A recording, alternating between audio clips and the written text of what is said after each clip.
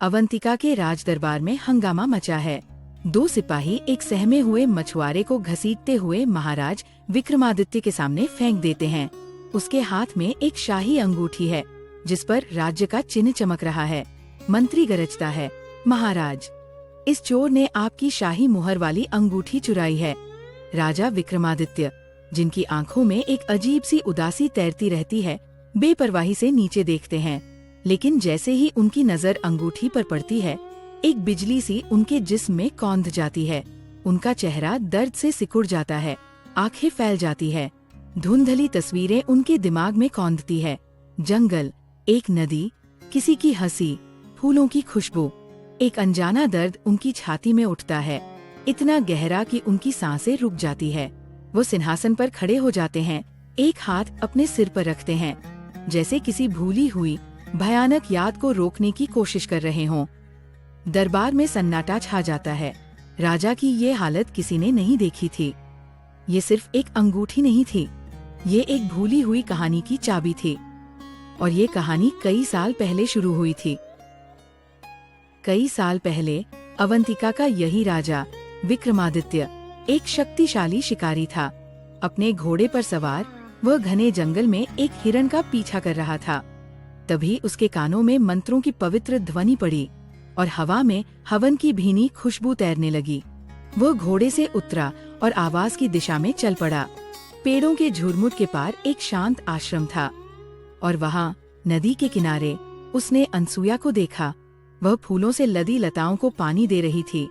उसकी साड़ी का पल्लू हवा में लहरा रहा था और सूरज की रोशनी उसके चेहरे पर एक दिव्य चमक बिखेर रही थी। विक्रमादित्य, जिसने अनगिनत लड़ाइयाँ जीती थी, जो दुनिया की सबसे कीमती चीजों का मालिक था, उस एक पल में अपना दिल हार गया। वह वही जम गया जैसे किसी ने उसे पत्थर बना दिया हो। उसे ऐसा लगा जैसे उसने सिर्फ एक लड़की को नहीं, बल्कि खुद अपनी आत्मा के एक खोए हुए हिस्से को देख लिया हो। वह ये नहीं जानता था कि यह मुलाकात उसकी किस्मत को हमेशा के लिए बदलने वाली थी। उस दिन के बाद राजा का जंगल में आना एक रस्म बन गया। शिकार अब एक बहाना था, असली मकसद तो अनसुया थी। वे घंटों नदी किनारे बैठते, बातें करते। विक्रमादित्य उसे अपने महल, अपनी प्रजा और अपने सपनों के बारे में बताता। अनसुया उसे जंगल के रहस्य, जानवरों की भाषा और सितारों की कहानियां सुनाती। राजा ने पहली बार महसूस किया कि ताकत और दौलत के बाहर भी एक दुनिया है, एक ऐसी दुनिया जो सच्ची, पवित्र और सुकून देने वाली है। अनसुया के साथ बिताया हर पल उसके दिल से राजपाट का बोझ हल्का कर देता था। उनका प्यार जंगल की बेल की तरह चुपचाप लेकिन मजबूती से बध रहा था।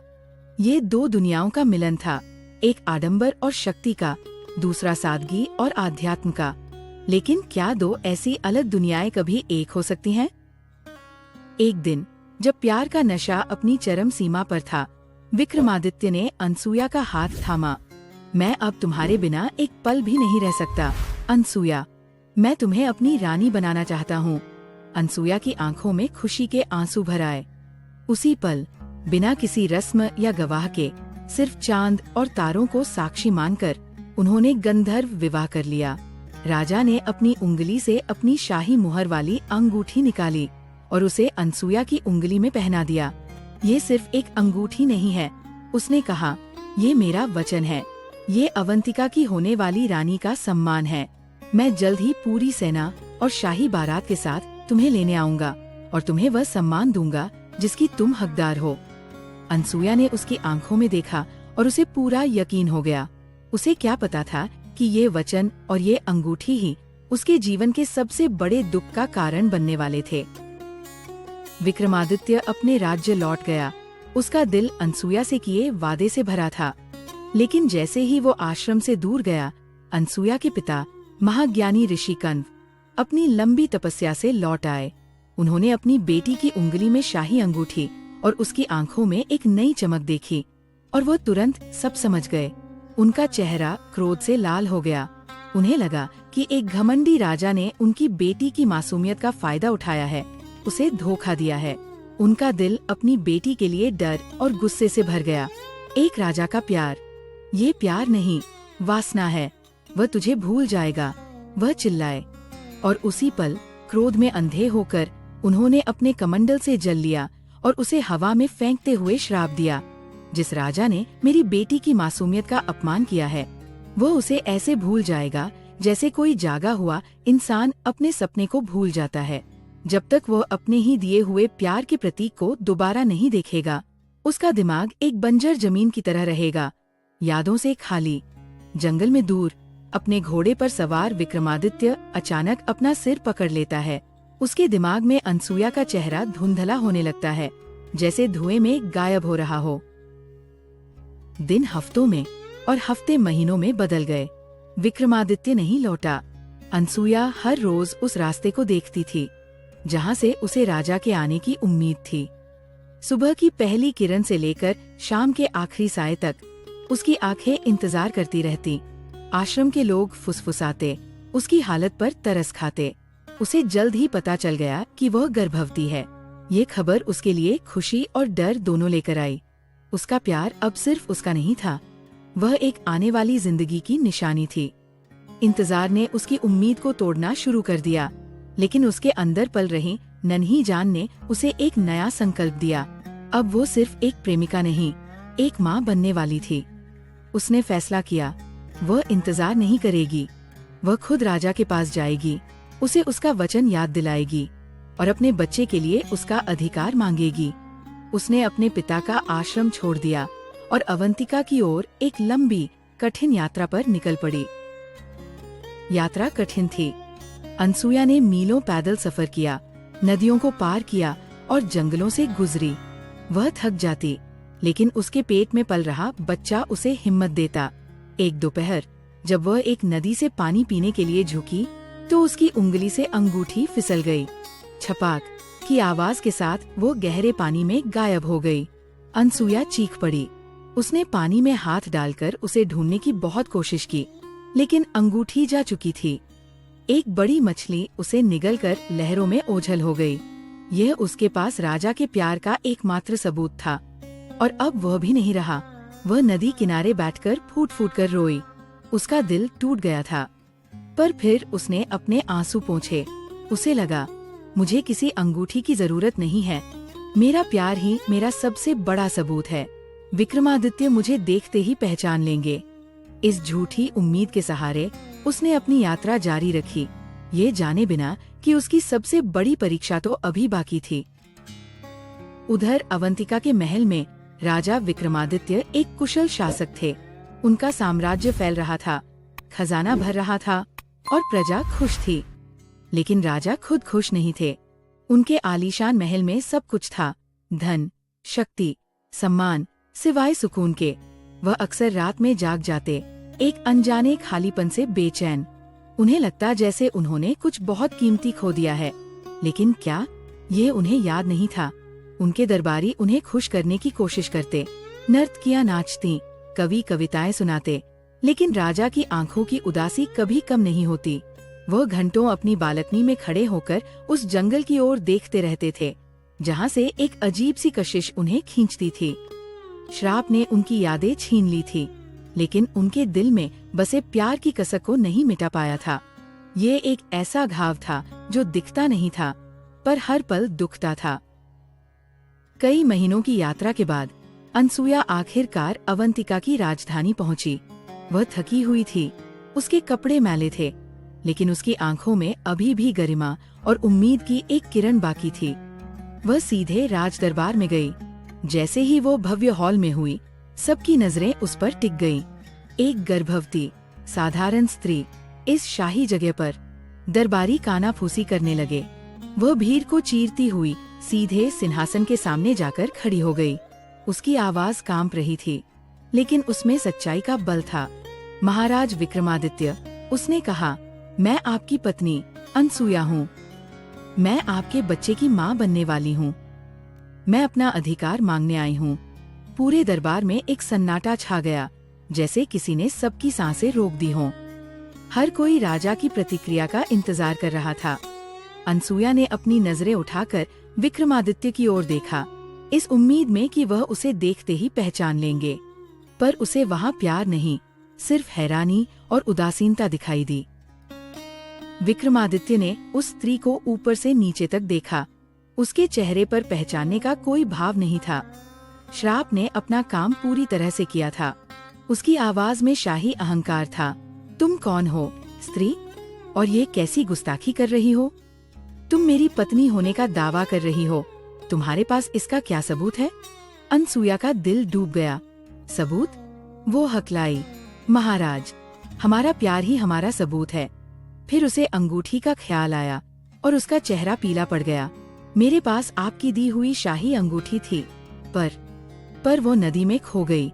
ये सुनते ही दरबार में हंसी का फव्वारा छूट गया। विक्रमादित्य की आंखें और भी ठंडी हो गई। उसे लगा कि यह कोई धोखेबाज औरत है जो उसे फंसाने आई है। झूठी, फरेबी। वो सिंहासन से गरजा, तुम्हारी हिम्मत कैसे हुई मेरी प्रजा के सामने मेरा अपमान करने की? सिपाहियों, इस औरत को मेरे राज्य की सीमाओं से बाहर फेंक दो। दोबारा ये यहाँ नजर न आए। अनसुया वही पत्थर की मूरत बन गई। जिस आदमी से उसने अपनी जान से ज्यादा प्यार किया था, उसने आज उसे भरी सभा में जलील किया था। ये सिर्फ एक अपमान नहीं था, यह उसकी आत्मा की हत्या थी। और अब कई साल बाद हम उसी दरबार में वापस आ गए हैं। मछुआरा कांपते हाथों से अंगूठी पेश कर रहा है। जैसे ही विक्रमादित्य उस अंगूठी को छूता है, ऋषि कंठ का श्राप टूट जाता है।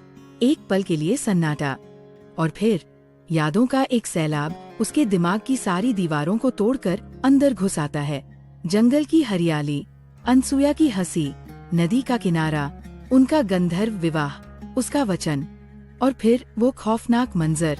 गर्भवती अनसुया उसके कदमों में गिरी हुई। उसकी अपनी आवाज उसे झूठी और फरेबी कह रही है। उसके दरबारियों की बेरहम हंसी, हर एक भूली हुई याद एक खंजर की तरह उसके दिल में उतर जाती है। उसके मुंह से एक हैवान की तरह चीख निकलती है, एक ऐसी चीख जिसमें सालों का दर्द, पछतावा और खौफ भरा था। वह अपने घुटनों पर गिर पड़ता है सिंहासन के सामने। उसकी आंखों से आंसुओं की धारा बह निकलती है। घमंडी राजा विक्रमादित्य मर चुका था। उसकी जगह अब एक टूटा हुआ, पछतावे में जलता हुआ इंसान था, जिसे अब समझ आया था कि उसने क्या खो दिया है। उस दिन के बाद अवंतिका ने अपने राजा को फिर कभी मुस्कुराते हुए नहीं देखा। विक्रमादित्य ने अपना मुकुट उतार दिया, अपने शाही वस्त्र त्याग दिए और एक साधारण यात्री के कपड़े पहन लिए। उसने अपना सिंहासन, अपना महल, अपना सब कुछ छोड़ दिया। अब उसकी जिंदगी का सिर्फ एक मकसद था, अनसुया को ढूंढना और उससे माफी मांगना। वह जानता था कि माफी मिलना शायद नामुमकिन है, लेकिन उसे अपने किए पाप का प्रायश्चित करना था। वह कई सालों तक जंगल जंगल भटका, एक पागल की तरह। उसने तपस्वियों से पूछा, जानवरों से बात करने की कोशिश की, हर उस नदी से पूछा जहाँ शायद अनसुया गई हो। बारिश, धूप, सर्दी, उसने सब कुछ सहा। उसका शाही शरीर कमजोर हो गया, लेकिन उसका इरादा हर दिन और मजबूत होता गया। यह एक राजा की यात्रा नहीं थी, यह एक पापी की तीर्थयात्रा थी, जो अपनी खोई हुई आत्मा को ढूंढ रहा था। एक दिन अपनी यात्रा के दौरान विक्रमादित्य एक दूर दराज के जंगल में पहुंचा। वहां उसने एक अविश्वसनीय दृश्य देखा। एक छोटा निडर लड़का, जिसकी उम्र लगभग 10 साल होगी, शेर के बच्चों के साथ ऐसे खेल रहा था जैसे वे पालतू बिल्लियां हों। लड़के के चेहरे पर वही शाही तेज, वही आत्मविश्वास था जो कभी विक्रमादित्य के चेहरे पर हुआ करता था। उसका दिल जोर से धड़का। तभी पेड़ों के पीछे से एक स्त्री निकली। वह अनसुया थी, लेकिन ये वह भोली भाली लड़की नहीं थी जिसे उसने छोड़ा था। सालों के दुख और अकेलेपन ने उसे बदल दिया था। वह अब एक मजबूत, आत्मनिर्भर और शांत औरत थी, जिसकी आंखों में एक गहरी उदासी के साथ साथ एक चट्टान जैसी मजबूती थी। उनकी नजरें मिली। सालों का दर्द, गुस्सा और अनकहे सवाल उन दोनों के बीच हवा में तैरने लगे।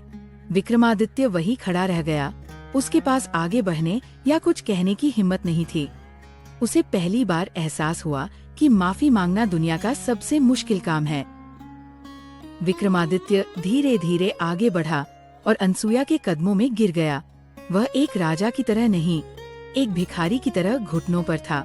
उसकी आवाज आंसुओं में डूबी हुई थी। अनसुया, मुझे माफ कर दो, वो सिसका। मैं एक श्राप का शिकार था, लेकिन ये कोई बहाना नहीं है।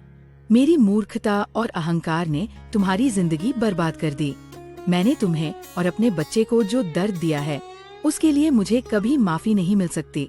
मैं तुमसे कुछ मांगने नहीं आया हूँ, सिर्फ एक बार तुम्हारी आंखों में देखकर ये कहने आया हूँ कि मैं अपनी आखिरी सांस तक अपने किए पर पछताऊंगा। अनसुया ने उसकी आंखों में देखा। वहाँ कोई राजा नहीं था, सिर्फ एक टूटा हुआ इंसान था जो सच में अपने पाप की आग में जल रहा था। सालों से उसके दिल में जमी बर्फ पिघलने लगी। उसने धीरे से अपना हाथ बढ़ाया और उसके कंधे पर रख दिया। उठिए महाराज, उसकी आवाज में शांति थी। मैंने आपको माफ किया। ये सिर्फ विक्रमादित्य के लिए माफी नहीं थी, ये खुद अनसुया के लिए भी थी। उस एक पल में दोनों अपनी अपनी कैद से आजाद हो गए। विक्रमादित्य ने अपने बेटे भरत को अपना उत्तराधिकारी घोषित किया। कहानी एक महल में वापसी के साथ खत्म नहीं होती, बल्कि एक गहरी समझ के साथ खत्म होती है। सच्चा राज मुकुट में नहीं, बल्कि सम्मान, प्रेम और क्षमा में होता है। तो दोस्तों, ये कहानी आपको कैसी लगी, हमें कमेंट करके जरूर बताएं। अगर आपको ऐसी कहानियाँ पसंद आती है तो कृपया वीडियो को लाइक करें और हमारे चैनल को सब्सक्राइब करें।